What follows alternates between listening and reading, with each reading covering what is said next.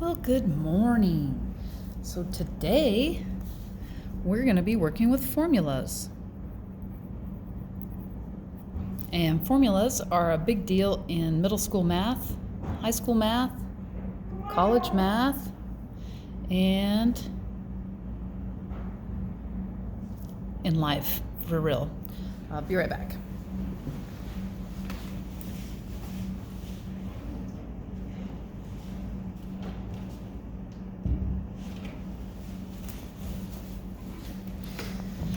Okay.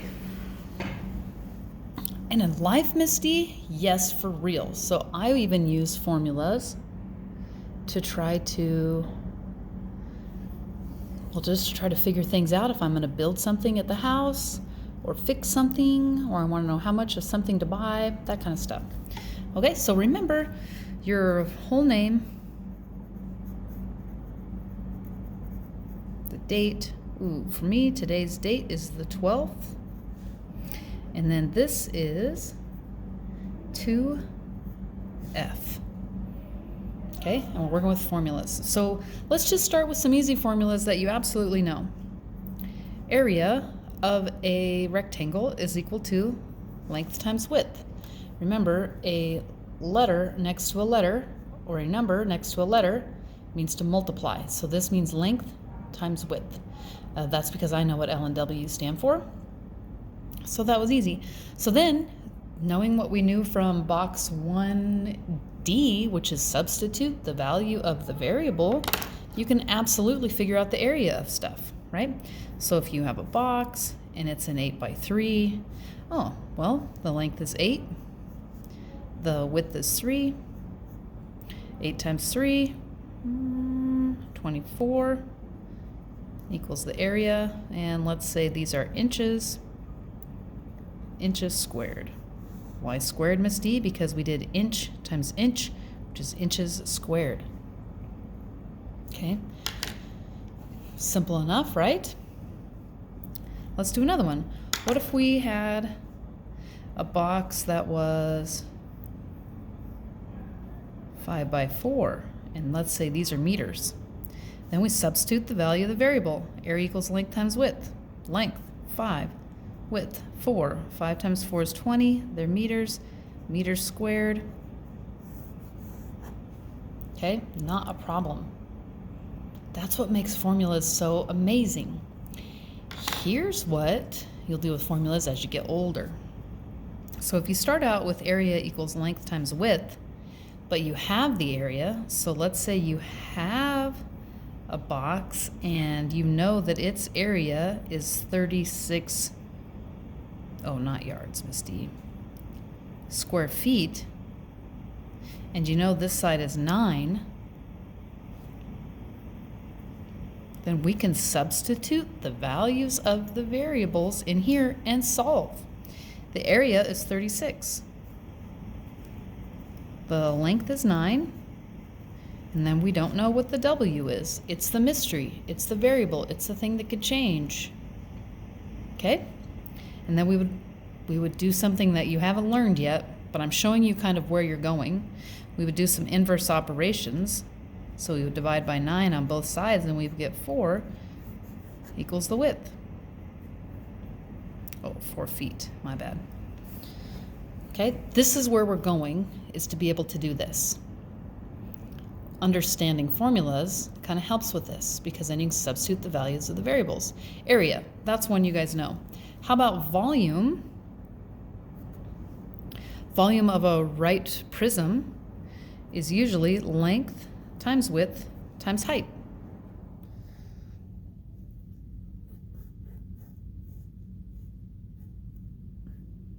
So if you have a little shape that's, let's say, 3x4 by 9, and let's make these inches. All right, substitute the value of the variable to find the volume. Meanwhile, here's really what volume is. Volume is area times height. Length times width, get it? That would be the area. So I could technically change this. I could say the area times height, but let's not confuse us. Okay, so substitute the value of the variable. Let's say the length is 4, the height is 3. And when I substitute the value of the variable, I often use parentheses because then it keeps that value separate from other things. Because we wouldn't want this to say 439. We would want to say 4 times 3 times 9, and then we could put dots in the middle, but sometimes there's going to be more complicated things going on, so often I'll put them in parentheses. So 4 times 3 is 12. Oh gosh, 12 times 9. 10 times 9 is 90. 2 times 9 is 18. This one must be 108. And inches, wait for it, cubed, because we had inches times inches times inches. So that's inches to the 3rd power. 3 times we had inches. Okay, let's get into some more complicated things that maybe you're not quite as familiar with, but are totally things we would find in the world. You might actually be familiar with the area of a triangle. The area of a triangle is base times height divided by 2. So if you have a triangle and its height is 5 and its base is 3, we don't even care how long the hypotenuse is. We just need the height and the base. And the height is where this tippy top point meets the base at a right angle, or 90 degrees. So the base, boom, 3. The height, 5 over 2. 3 times 5 is 15, divided by 2 is 7 1/2. Okay, and we just substitute the value of the variable. You can totally do that. Let's do some more complicated ones. What if you had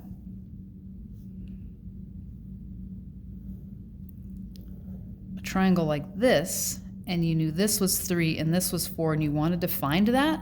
There's a formula for that. And let me tell you, it's really reaching back in the old brain here for me to get these figured out for you.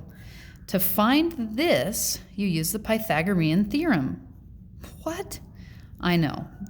And honestly, your parents will probably remember this one. A squared plus b squared equals c squared, where this is a, this is b, and c is the hypotenuse. Pythagorean Theorem. So we can just solve and we can find that. This is going to be a little more complicated than what you're probably going to do, but we'll figure it out. So a is 3. So we substitute the value of the variable, 3 squared. 4 is b, substitute the value of that variable. C, we don't know. Well, 3 squared is 9. 4 squared is 16. What's 16 plus 9? 25. Okay. Oof, remember I told you that inverse operation thing? Inverse operation of squared is to find the square root. You probably won't have to remember that for now, but the square root of 25 is 5. And the square root of c squared is c, which means this side is 5, right? Formula. So what you're going to do today is practice a lot of formulas, and you might not even know what they're for. So let me show you just a couple more. Distance equals rate times time. Remember I talked the other day about that some of the letters often represent the same things all the time? This is one of those. Distance equals rate times time. So if you want to know how far you went, you take how fast you're going, times it by how long you've been going that fast, and find out how far you went. Okay.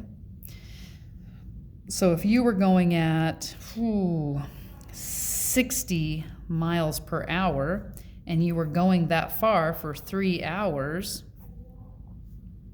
how far did you go? Well, 60 times 3. 6 times 3 is 18. Boom. You went 180 miles. Okay? Here's one you've probably seen. E equals mc squared. If I told you what m was and I told you what c was and you substitute the value of the variable, you'd be able to find E. Not a problem. Here's one that we'll use when we talk about money. The interest that you get paid from the bank is equal to your principal, or how much money you have in there, times rate, times time. Here's a good one. The circumference of a circle is equal to pi times diameter. Pi? Okay, we'll learn about that. Oh, you might notice that sometimes my letters are big and sometimes they're small. There's also a reason for that. Work is equal to force times distance. How about this fun one? Ammonia plus nitric acid equals ammonium nitrate.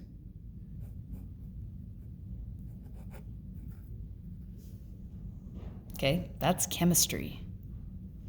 Chemistry has a lot of balancing of equations. Okay, and final one I just want to talk to you about is kinetic energy, because I'm only talking to you about these because I just want to show you that they exist everywhere. Kinetic energy is equal to 1/2 times your mass times your speed. What? I know. It's going to blow your mind. So what's going to happen today in the homework is I'm going to give you some formulas, and then I'm going to give you the values of some of those, and then I want you to solve. So you're actually going to solve things today. So like if I gave you the value of pi and I gave you the value of diameter, and you knew that they're next to each other, you should multiply, that will give you the circumference. And so then you're going to be able to tell me circumference. So it's going to look a lot like this. We'll do a lot of area, volume. Okay, so try to keep it pretty simple. But I am going to throw in some of these fun ones to make it fun. Okay, good luck.